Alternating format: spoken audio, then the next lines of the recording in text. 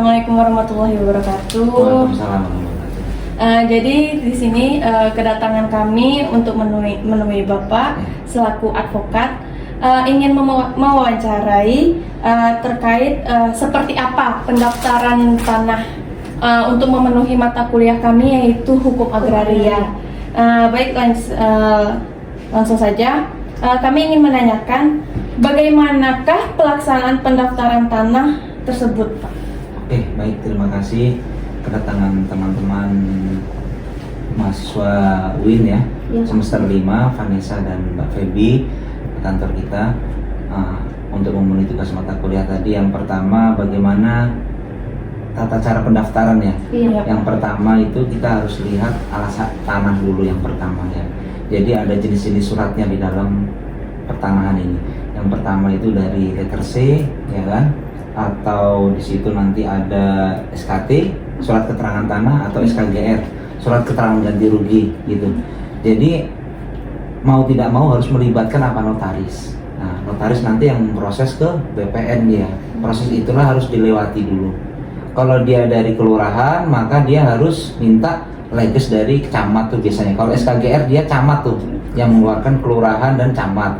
Tapi kalau SKRKT, surat keterangan tanah, itu hanya dari kelurahan saja. Mamanya ada tanah nih, yang sebidang tanah, mau disertifikatkan, pasti dari kelurahan dulu. Kelurahan, RT RW apa segala macam, dibuat bentuk suratnya kan, baru nanti dinaikkan ke SKGR kalau mau dijual. Namanya aja surat keterangan ganti rugi. Kalau mamanya si Feby mau beli tanah dari SKT ya, si Vanessa yang beli berarti SKGR tuh.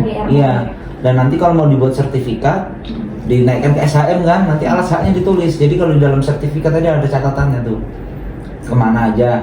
Mamanya dari SKGR nanti ada tuh, alas hak ini surat dasarnya kemarin apa sih gitu.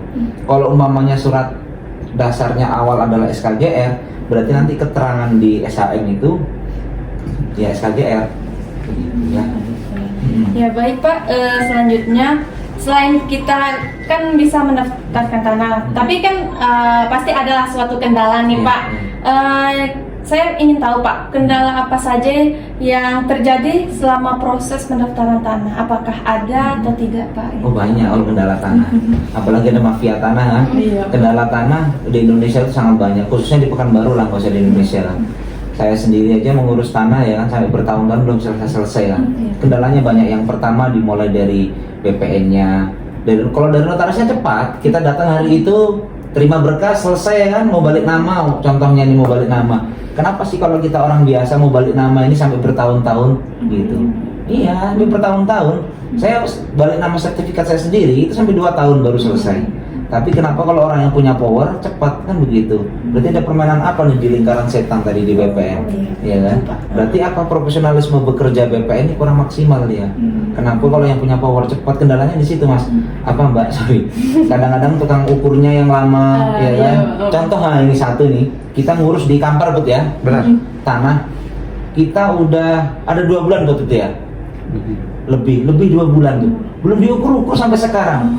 SKGR semua surat alas hak lengkap kita masukkan ke BPN sampai hari ini Desember, berarti ya Agustus, November, berapa bulan tuh lah, sampai sekarang belum diukur-ukur. Ya nanti tukang ukurnya mau turun apa segala macam. Nah, kendalanya dari situ. Nanti alasannya penumpukan berkas, entah berkas mana yang numpuk kan.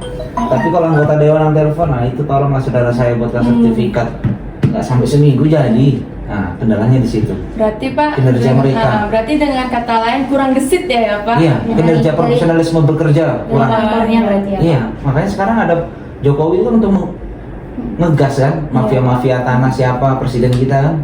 Jadi di situ kendalanya dari BPN sendiri. Dan dilihat dari kendalanya tadi, menurut Bapak gimana Indonesia menjadi yang lebih baik dalam mengoleksi pendaftaran tanah ini Pak di masa yang akan datang? Kayak saran dari Bapak gitu. Oh boleh ya. Kalau saran dari saya sendiri sebagai praktisi hukum ya kan, yang kita biasa mengurusi perkara lahan, perdata khususnya ya kan. Nah, harusnya dari BPN tadi mengoreksi dari tadi BPN tadi itu profesionalisme bekerjanya dia. Yang pertama di situ ya kan.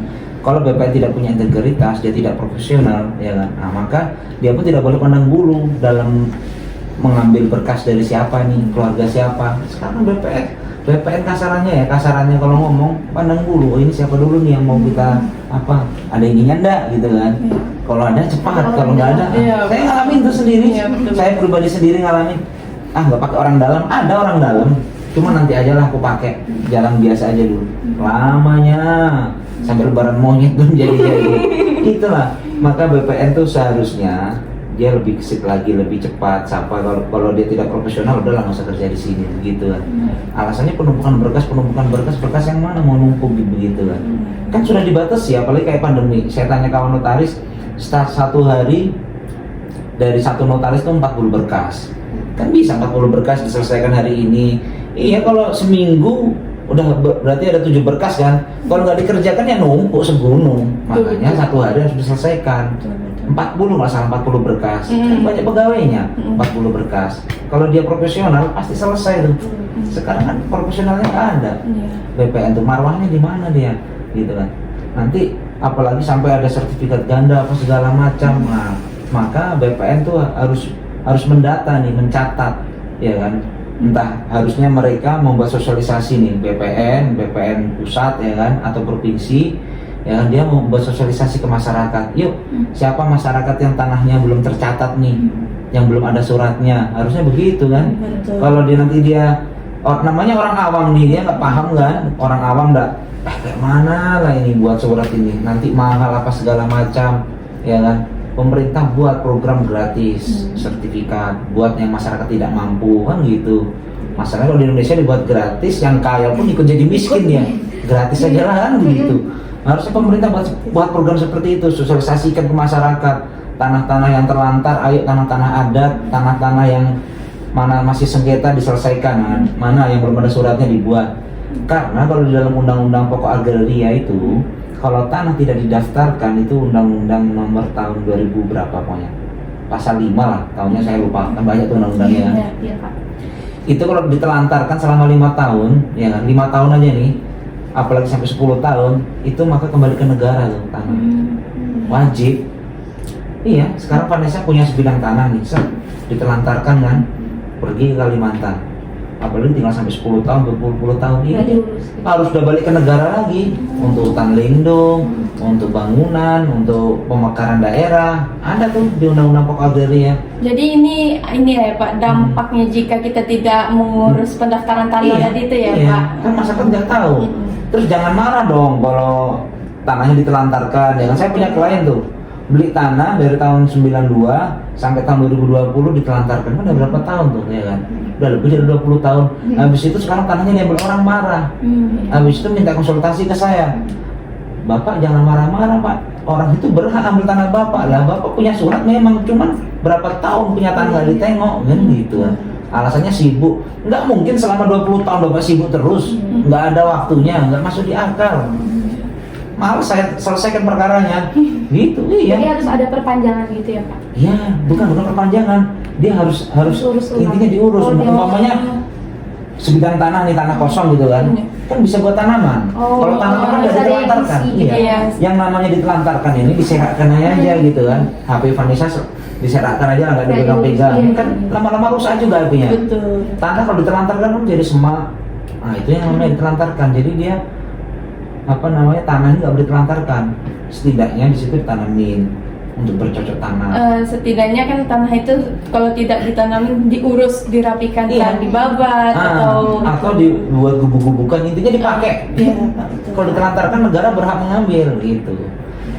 Kalau udah diambil sama negara ya udah. Terus nanti kalau namanya nggak ada suratnya, ada pembebasan lahan, jalan tol, apartemen, mau minta ganti rugi kayak mana kita Mbak? Ya kan? Pak saya mau ganti rugi tanah sekarang mahal, mana suratnya nggak ada, ya selesai.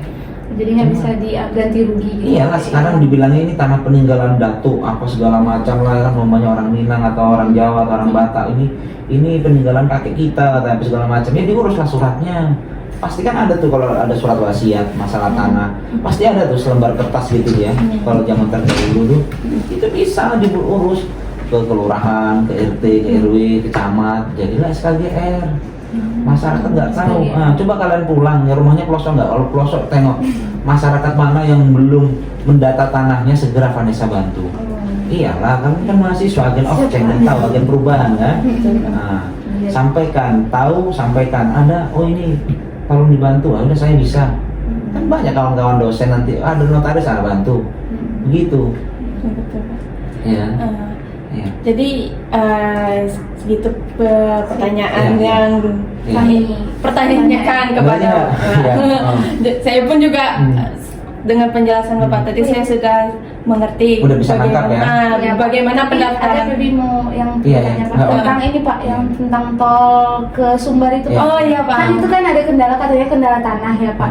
Katanya di Sumbar itu kendala tanah yang dia nggak mau diambil alih, yang masalah yang Bapak ceritain tadi ya Pak, yang nggak diurus-urus gitu ya Pak tanahnya Pak. Nah itu dia nggak, Oh, itu pasti masalahnya gitu. Atau dia nggak punya suratnya, atau ada suratnya, cuman udah ditelantarkan begitu mau diganti rugi. Jadi kalau SHM itu nanti di atasnya ada tuh jenis suratnya di sertifikat tuh kan, dia HGB atau SHM, hak guna bangunan itu kan ada. Kalau udah SHM dia selamanya. Tapi kalau hak guna bangunan ini dia cuma selama bangunan itu berdiri, momennya rumah nih. Iya. Vanessa punya rumah nih di Panam ya kan. Baru di sertifikat ya kan, hak milik sertifikat itu dicatat cuma HGU, berarti hak guna bangunan. Dan itu hanya 25 tahun atau berapa, dan itu setiap 25 tahun harus diperpanjang lagi sertifikatnya. Kalau enggak nanti ditarik ke negara lagi. Cuman kan pada prakteknya nggak begitu, nggak ditarik. Iya. Iya. Jadi kalau ada rumah ditengok sertifikat di rumah, kalau di kota rata-rata HGU, rumah saya aja di Panam HGU tuh. Belum SHM. Jadi kalau mengurus SHM nanti ribet lagi ke notaris. Baru keluar kemarin mau ngurus SHM lagi, waduh. Kalau udah SHM itu sertifikat hak milik. Nah itu udah lama. Itu selama-lamanya tuh nggak ada kadaluarsanya. Tapi kalau hak guna bangunan dia ada, memang sertifikat kita hak miliknya, cuman di pojok di belakang sendiri ada tulisannya HGU gitu. Berlaku sampai berapa tahun, umumnya 2020 kan, 25 tahun atau 15 tahun yang akan datang 2000 berapa. 45. Itu ya. Jadi berarti kembali lagi diurus setelah 2045. Iya, diurus lagi, gitu. makanya Berarti ada jangka waktunya ya, ada Pak? jangka waktunya, makanya dibuat SHM aja. Kalau rumah perunas di sini atau di perumahan rata-rata HGU semua, guna bangunan, belum hak milik. Ya itu memang milik kita, cuman jenis suratnya tadi. suratnya HGB. HGB, HGU gitu. Ya, Jadi udah. Oke. Udah. Jadi ya, itu aja dengan beberapa pertanyaan tadi sudah terjawab semua Pak. Dan saya pribadi pun sudah mengerti bagaimana tadi pendaftaran tanah, dampak-dampaknya juga seperti apa. Dan, Dampaknya. kami mengucapkan terima kasih Ya. kepada Bapak untuk meluangkan waktu, Ya. meluangkan waktu kepada kami. Semoga karir Bapak lancar terus dan juga sehat selalu ya Amin, Pak. ya. Jadi kami mohon pamit. Assalamualaikum Ya. warahmatullahi wabarakatuh. Waalaikumsalam warahmatullahi wabarakatuh.